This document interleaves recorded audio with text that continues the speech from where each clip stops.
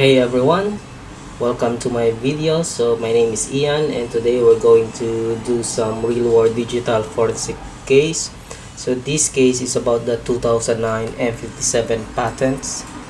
So basically this company specializes in patent research. But confidential information was leaked. So our goal is to investigate how it happened, the people involved, and what evidence can be recovered using forensic analysis. So we're going to use the Autopsy software for this one as for our digital forensic tool, and we're going to analyze the hard drives, the emails, encrypted files, and connect all the dots, and then learn how to detect steganography or the hidden data in images. So we're going to learn about that also, and then uh, provide some evidence of the breach. So let's dig. I will provide all the link for where the files is and the datas. So these are all the datas here.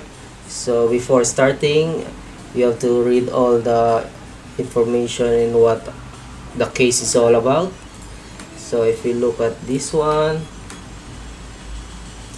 if we click on the digital reports, these ones, so it's gonna show some informations. What happened? Aaron Green has purchased a computer from a sailor in Craigslist.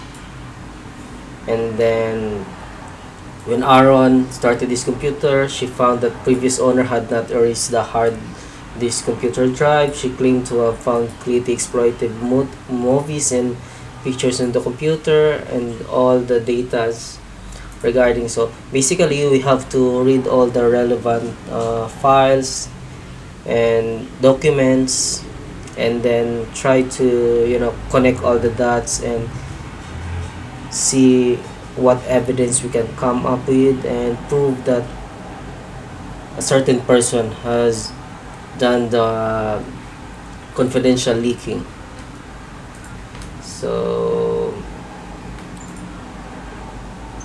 next, before we begin, so let's discuss first why digital forensic is important and what makes this case interesting as well. So digital forensic is the process of investigating digital devices to find any evidence relating to a cybercrime or data breaches.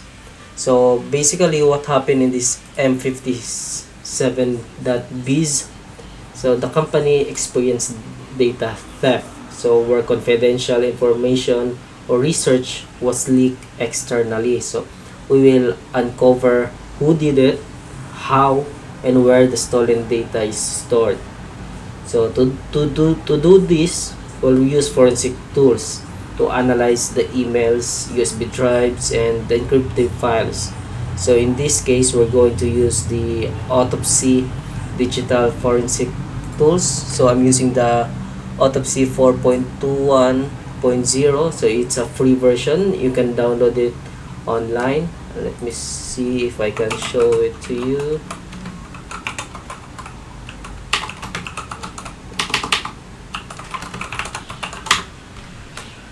So here is the link. So if you go to autopsy.com, download. So it's a free version, so you can just download it. And then now let's start. After opening the case, let's start from the beginning. Let's open the autopsy.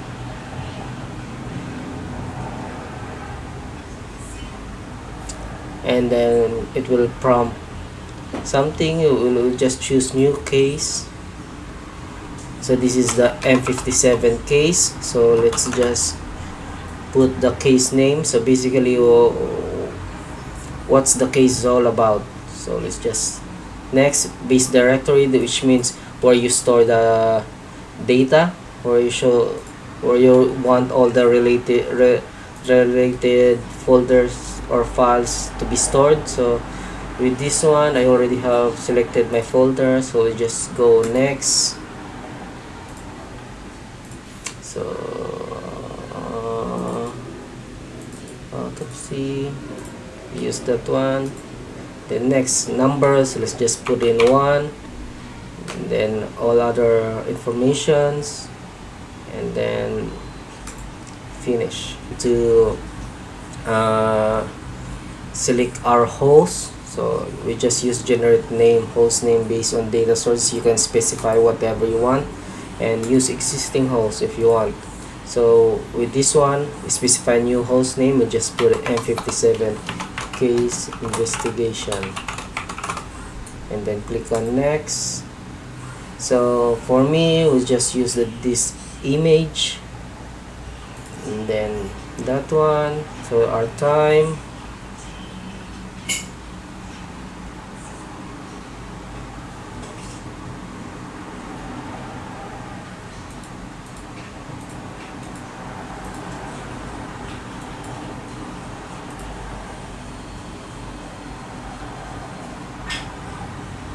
we just generate new host name,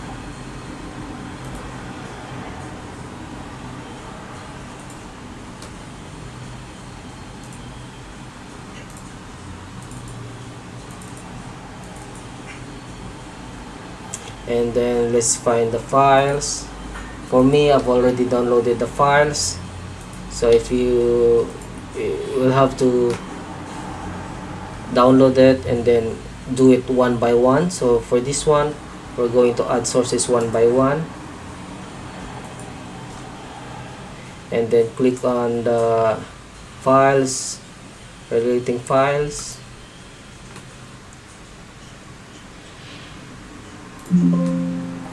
and just wait for it. So basically, just show you, there are multiple files in the on this one. If you can see here, it's still loading. So some files is around 3 gig or 4 gig, so it may take time to ingest all the information or the files. So after a few hours of ingesting is just the analysis of the files. We have uploaded multiple data sources. For this one, there's like 5 data sources, and in total it's probably around 20 gigs. So it took like 6-8 hours to ingest. So ingest is just what it means, you know, the analysis of the files and parsing all their content. So let's proceed first. Before we proceed with the digital forensic investigation, let's have a look on what the Autopsy software is all about. So in here, if we want to add data sources, so we just click on the data sources. We have done this before earlier. So now we have the 5 data sources needed. So basically, if we look at our document earlier, so there are multiple data sources uploaded, so we're going to upload whichever we think that is relevant to our investigation. So in this case, I have uploaded these 5 data sources and what I think are relevant to the case. So in here, these are the data sources. We can also see the file views by extension. So if you wanna look at by category, so images, you can look at the images here. So there are 91,000 files, videos, audios, databases, archives, and then we can also look at the deleted files in here. So there are multiple deleted files, videos, things like that. And then if we move into data artifacts, so in the data artifacts, now this involves all the emails, the installed programs, as you can see, all the web history as well, the downloads, cookies, our bookmarks, and all the autofill. And these are very important in a digital forensic. So basically, we have to go into each of these files and see and look for any relevant file that we can connect with our investigation. So we can look at the email messages. So in here we can see the email messages. So email from, going to email, and then the subject, and then the messages. We can click on it. We can save all this one into a CSV file as well if we wanted to. And then we can look at the installed programs, the metadata of those files, the operating system that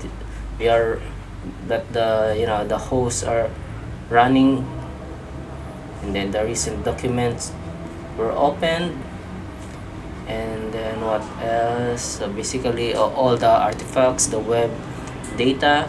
And then if we look at in here in the analysis result, we can see the encryption detected. So that means these are the files that have like encryption embedded in them.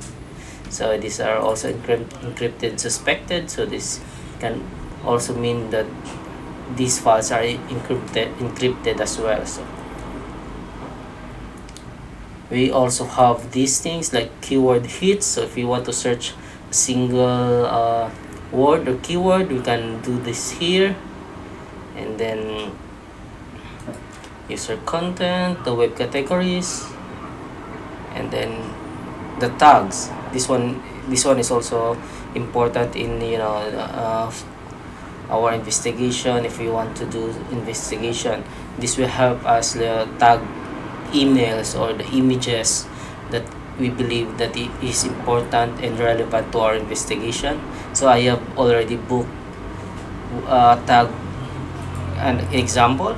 So we can see these images. So I have tagged it and put in a comment in it. So we can put in the original file. I did this one, send image from Charlie to Jamie. So we can do this to remind us what the files is for. So I will describe these files in detail later and how we can connect them to our investigation. So, and here we have few more files, the bad items. Mostly this one have like a password protected, and then we can do reports as well if we want to. So generally this is how your autopsy software will look like after ingesting all those files. So don't be worried if those loading ingesting menu goes here, it shows here. So it's gonna show like probably it's gonna take few hours, like 4 hours, 8 hours. So I believe you need to ingest all the files prior to actually doing the investigation, because it's gonna take a long time to ingest all those files. So that's it for our autopsy menus, navigation, panels, and tutorials. So and we can go now to our actual investigation. So we are now going to proceed with our digital forensic investigation of the M57.biz case.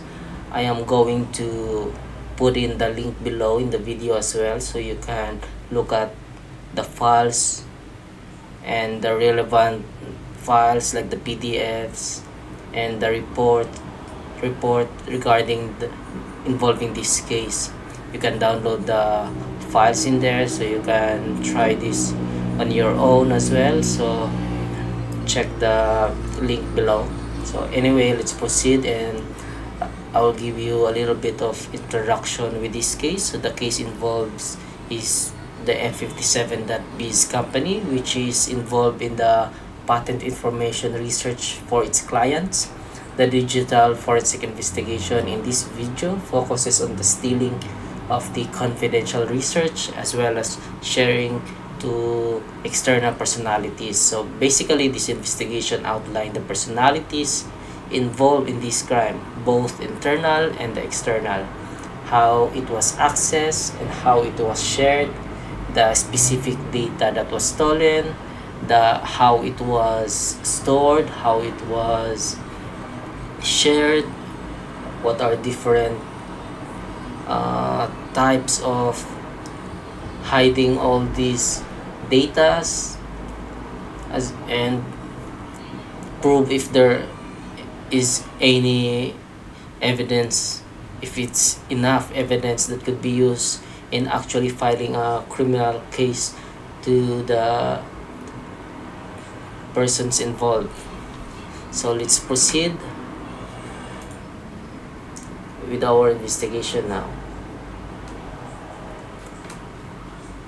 So the first step to assess what I did was assess the provided detective reports. As you can see from the previous video earlier, I provided the links wherein you can actually see the files, the detective reports, the affidavit, warrants. So we start there and see and look at connect all these, as much information as we can, and try to connect all these things to basically have a overview on what the case and what we are going to look for, because we don't know what we're looking for. So basically we're just looking for something that will connect to our case. So we start from the affidavits, the detective reports we have. So we start there, and then after doing those, after reading all those reports, we focus on key targets or suspects. So after the initial assessment, we then proceed with collection of those data from different devices and account of the potential suspects based on the case documents presented. So like USB drivers, computers, and on different personalities that we think are involved in the case. So that's why I decided to look into the data sources for Charlie and Joe, because I believe, based on my readings, that these two have some kind of they're related to what the case is all about. That's what I think. So I started from those things and see if I could find any evidence on what I thought. So what I did is, after uploading all the data sources, I just read all the different data, like the web.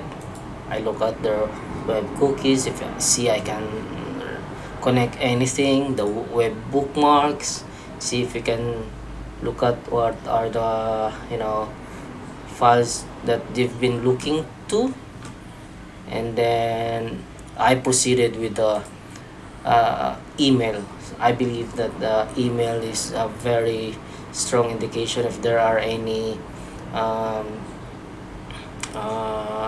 relevance that we can look into. So as you can see in here, the email messages, there are 94 email messages that is connected. So I have to read one by one. So basically you have to check one by one for any related evidence. It may took you like 6 hours, 8 hours. For me, initially it took me around 6 hours to have a breakthrough on my case. So depending on how you connect all the dots. In the first few hours, I look at the email and then I can connect some of the dots, but at the same time more questions comes up, so I have to look for the answers. So as we go along, we spend more time. The only way to break in this investigation is to spend more time and look at any information that can relate. So it's just a matter of time, and there's no shortcut on it. So you cannot expect to do it like 1 hour, then you will figure it out everything. No, that's not gonna happen. You're gonna need hours and hours of these investigations. You have to look at for any relevant data to your investigation. So just the email alone is gonna take you for a few minutes or hours. So in here we have 94 messages. So I have to read each one and see if these things is relevant to the investigation. So if you look at here, the text is here, so you can look at the text here, or you can also look at here. This one is a bit, you cannot look at properly, so I try to look in the text section. So I have to read basically everything. All this one, see, you can just try to sort them out based on their email. So you can do that one, or email too. So and then try to make any connections. So after reading all these things one by one, I then look for any relevant communication that is involved in our case. So after a few hours, I got some tips in here. So as you can see, if we look at the text here, we can see that communication between Charlie to Andy. So I found something that's the subject. So Andy, lucky for me, I just happened to stumble across this. Then oh well, I just used to negative. I want 100k, or I'll release this publicly. So I don't need to tell you how much this will hurt your business if I go public with this. So this one, it's already got me curious. So definitely I can add it to my evidence tag. So let's tag it to our evidence. So it's gonna show up as tag. So and there's files in here. So what we can do is we can extract the file and then save it to our export. File extracted. So if we go back to our text, so I don't need to tell you, then the password of the zip file will be hidden in the next picture I send you. So this is already a clue that the next file is password protected with this embedded in the next picture that Charlie is going to send to Andy. So if you look at this one, so here's the picture, I promise. And then we look at the attachment, and then we try to extract the file again. We save it to the export. If you can, we can also look at the thumbnail and see this one. And then it's just a microscope. We don't know what it is. How we can extract the information in here. It's basically, it's just, here's the picture. Make sure you delete this. So we know that the password is hidden in this picture. We just don't know how we're going to retrieve it. So that's another evidence you can look into further. So we just save it to our tags.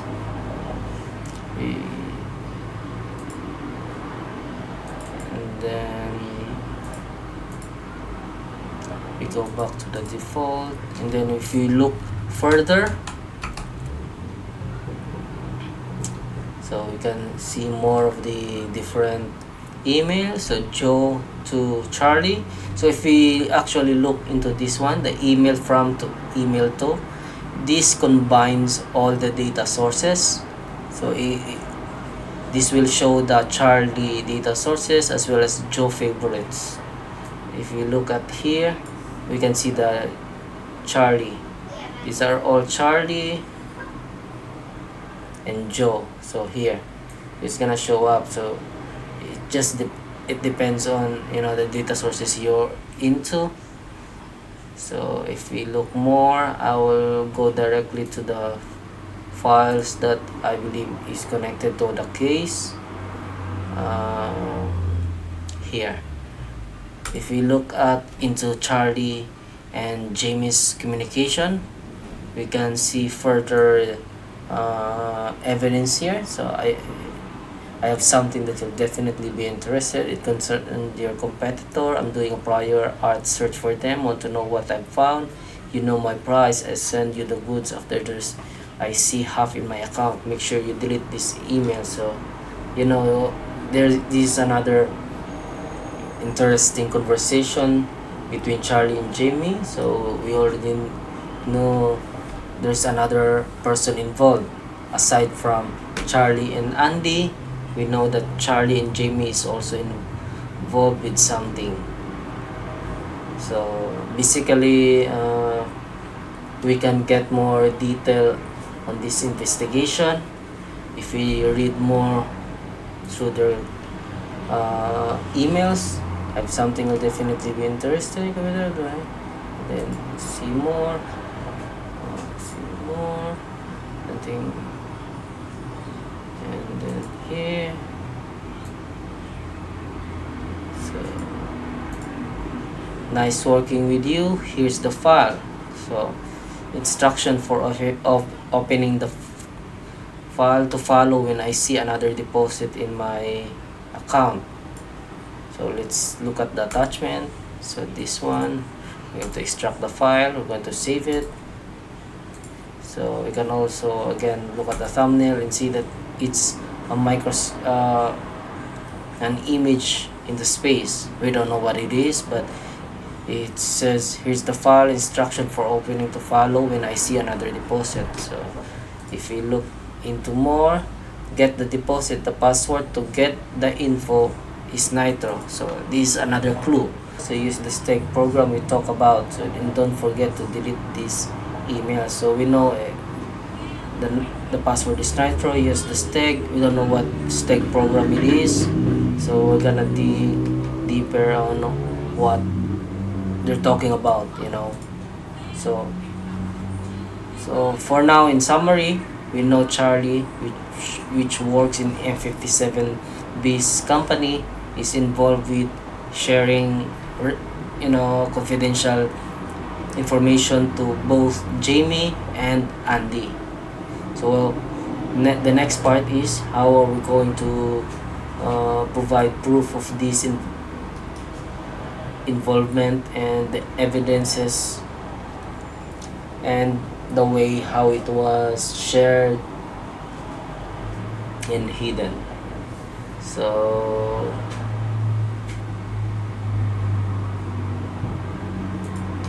we can look at the images. So here, after looking into it, you know, this one is the original, the first that we had tagged as an evidence. So I've already tagged the sent image from Charlie to Jamie. So this is the file that he sent to Jamie. And if I look at into more detail into Charlie's data files, we can look at the file here. This is the file. This is the original file. How do we compare, or how do we know there's some kind of like if he had hidden some information or clue in this image? Of first thing we do is compare those images and see if there are actually like any tweaks or manipulation in the image done in those files. So if we look at the file metadata of the original image, the astronaut, which is just the original file, we can compare it through its SHA-256. So what is SHA-256 if you ask me? So it's a secure hash algorithm. So every file you put in has a SHA-256 codes in it, which could provide data integrity for each file, because even if there's like one digit modified in that file, it's all gonna change the SHA-256 code in it. So let me show you and see an example.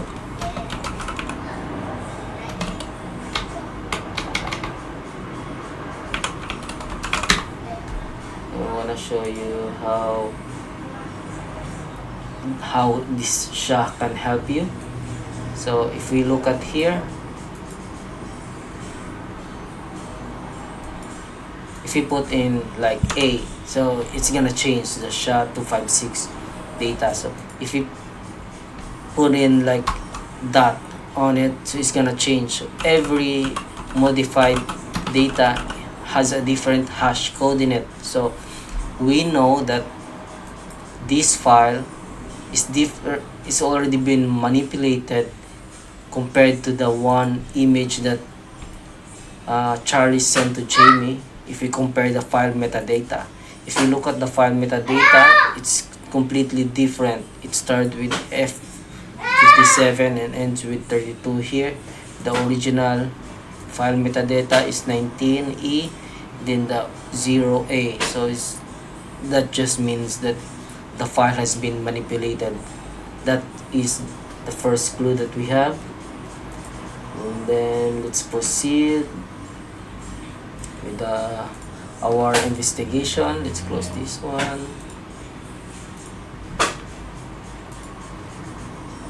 And then, so after Charlie's USB findings, we know there's a steganography software used. So what's steganography, or the steg that's mentioned earlier in the email? I'll show you again to Jamie. Use the steg program we talk about. So if you look at the definition of steganography, so it is the practice of hiding a secret image inside or even on top of something that is not secret. That something can be just about anything you want.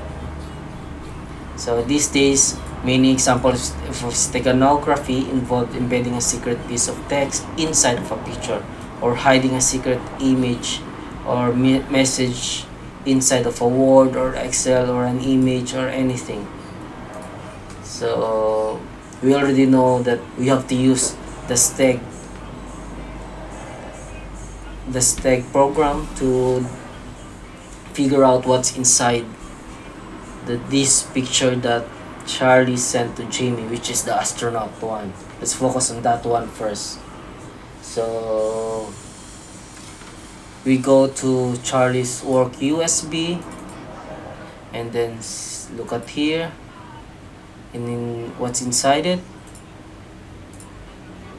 and we can see the file.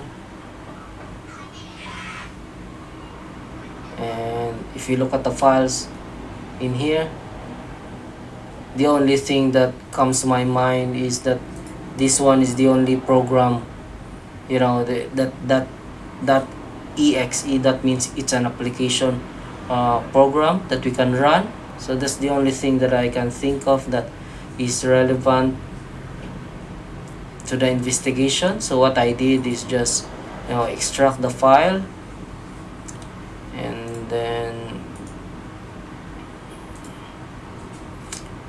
save it here, file extracted. So I tried to run this one. So again, you need to be very careful, because it might be a virus if you don't know where the data sources come from. So it's very important you do your digital forensic investigation, maybe in a, what do you call it, some things like the VMware, where you can run it and there's no effect in your actual personal PC. So let's go back and then look at the file. So if you look at the file,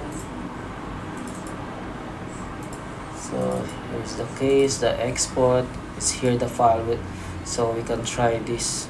We can try to run this one. This will install Invisible Secrets 2.1. Do you wish to continue? So the name itself is kind of giving us a hint or clue that what it does is like put in some secrets, so that's already a clue that we are on the right step, or the right path. So we just continue and then click on next and next and next and next. So basically there are different, steganography. We need to know which one the person used in order for us to actually decode the file that's already been embedded in it. Because if we use a different steganography, possibly it won't know, because they don't have the right decoder. So if you look at that term, the exact term on that one, so you just go launch. So you want to go welcome to Invisible Secrets 2.1. So you just go next. So this will show that we can encrypt or extract or decrypt the file.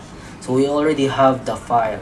We want to know what's inside it. So we're going to extract or decrypt file from a carrier file. So this is our step.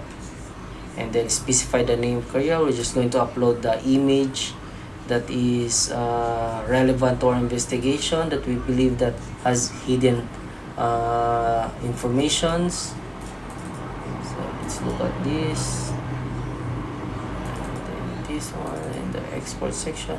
So this is the file that we have, that is exchanged between Charlie and Jamie. So let's upload this one and then click on next. So enter carrier access decryption password. So we already know the password for this one, because if we go back to the email between Charlie and Jamie, he mentioned the password. The password to get the info is Nitro. Use the steg program we talked about. So we already have the steg, so we need the password as well. So put in the Nitro, then next, and then next. Explore extracted data. So this one is the extracted data. So we now have the Nitro bar work. It's the information that he shared. It's just the time machine prior report. We don't know the exact data here. So but this is the file involved that they want. The publication number, the publication date, the internal. So basically I believe it's an confidential IP. So basically this is the first file that we have found that has been embedded through the use of steganography. In this case, the use of Invisible Secrets 2.1 steganography, which is shared by Charlie to Jamie. So we can proceed the next one, we can proceed the next one. We can just exit this one, and then if we go back again to in between Charlie and Andy, so this one is a different case as well, the different file. So now we're going to investigate this one next. So the attachment for this one, the picture is here. We already have the file, so if you can see, this is the attachment file. We don't know the password for this one, so we already mentioned that they're going to send the password, and the zip file will be hidden in the next picture I send you. So this is the picture. We gotta figure out what the password is. This one in the text, there's no mention of steganography, right? So if we look at into the text in this one, we can see some details like don't need for the customer information. See the attachment for details on what I found. The password for the zip file will be hidden in the next picture I send you. So here, look at the thumbnail. How do we know, what is the password hidden in this one? Are we going to use steganography or what? So with this one, there's no mention with it, so we gotta look at into his header, text, and the attachment for this one. So we're going to extract this file,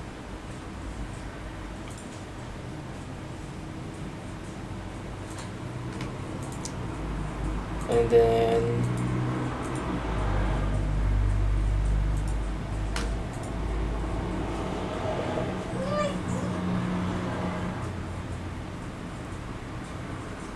we're going to use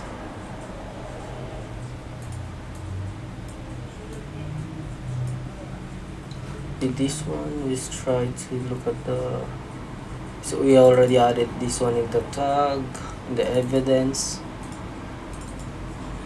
So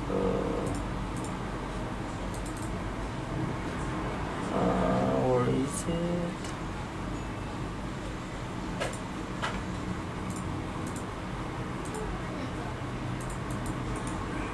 Try to view a new window. So this is the file. We couldn't really see, we don't know how. There's some data in here. We don't know if that's the password. It could be, or I don't know. We can try that one. We already have the file here extracted, this file. So we already extracted that file. I will show you the file, this one. So as you can see, if we open the file, it's password protected. We don't know what the password is because it's hidden in the image sent to us. So we go back to that one. We look at the hex, the text, the metadata, the data artifacts on this one. Look for any clue, and then after a few minutes, and then we get something. If we look at here in the hex section, we can actually look at the hex that's been modified or manipulated. We can see the password. It said password equals immortal. So that's another clue that we have, that it could work, So let's go back to the actual file that Charlie sent to Andy and see if the password we found will work. Let's open the file. So this is the file, zip, and this file is password protected, so we cannot open it unless we have the correct password. Let's try the immortal we have found. See, we now were able to find the file. You can now see that it's a patent. I believe it's a patent number, date of patent, So this is the patent. So it's a patented document being shared. That's the second confidential data that being shared between Charlie and Andy. So after that, basically that's it. So I will get you some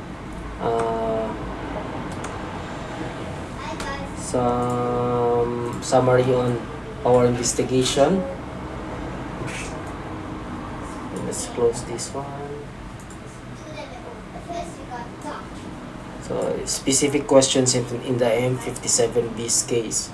So to answer the following specific questions, we have revealed that Charlie Brown, the patent researcher, is the internal person involved in this case. So the external person involved is Jamie and Andy. Jamie, which has the email Jamie at project2400, and then the other one is Andy, which is Andy at swexpert.com. So to identify the specific method used in the exfiltration, we look at the email for the communication and sharing of the confidential patents, and then we identify specific items or data stolen or shared and how they were accessed. So basically, two specific patents were stolen as follows. The immortality patent, we have already shown that earlier, the two files that we have decoded using the password hidden in the microscope image, which shows the password immortal, which provide these two files. And then the another one is the nitroba work, which is encrypted through the use of steganography. We were able to decode it using the steganography password, and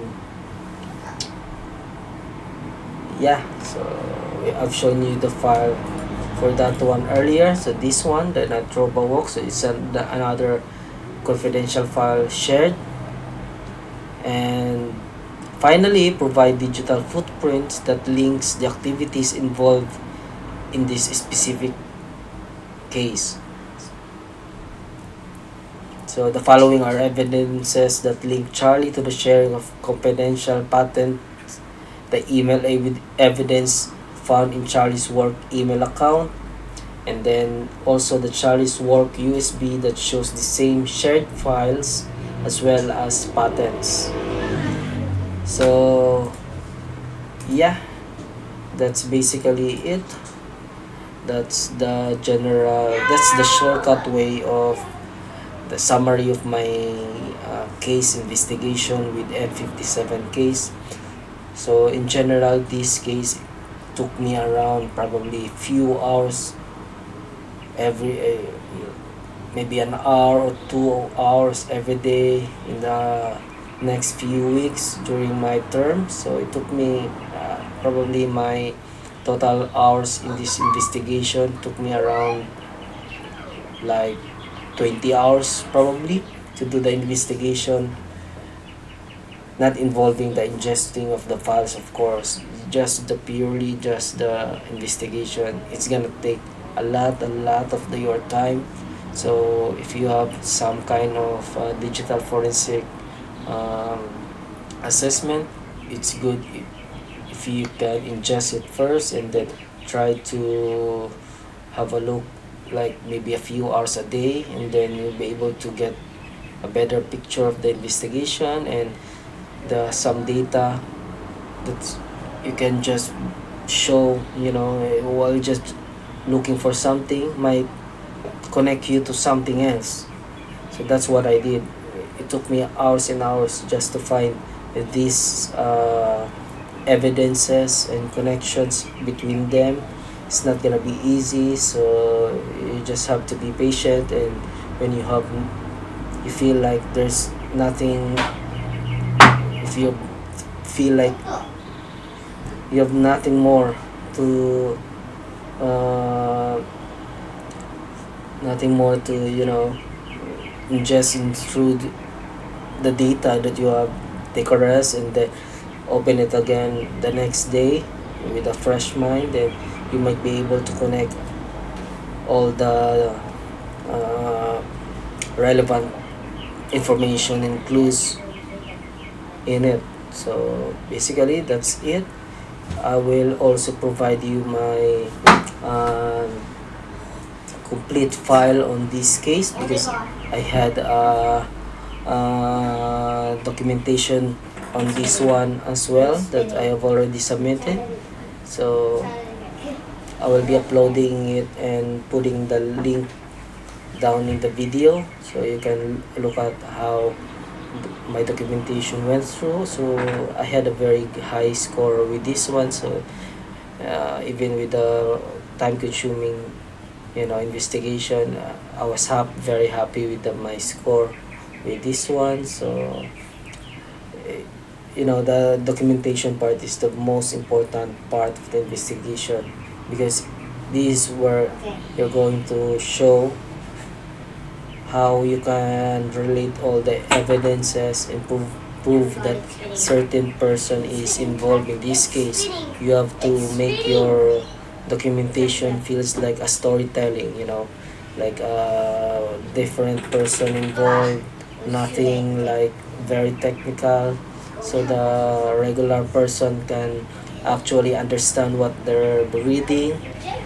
Try to put in no technical words in it, and as much as possible just be very basic language so anyone can understand the investigation. You have to make it in a way like you're doing like a story, like from step 1, step 2. I want to show you a little bit of my documentation. So if you look at how I do it here, so I have to show it like a finding, in a way like a finding 1. I have to make it like I'm doing a storytelling. Like on this one, I've seen the email, and then after further investigation of this conversation, I was able to get important information about the password Nitro. So you're going to make it in a way that your document can stand on its own as an evidence to prove someone's criminal activity. So I believe documentation is where you have to take in more time and to prepare. Evidence is not gonna be enough. You have to make it like the evidence is well structured and you are able to provide comprehensive report.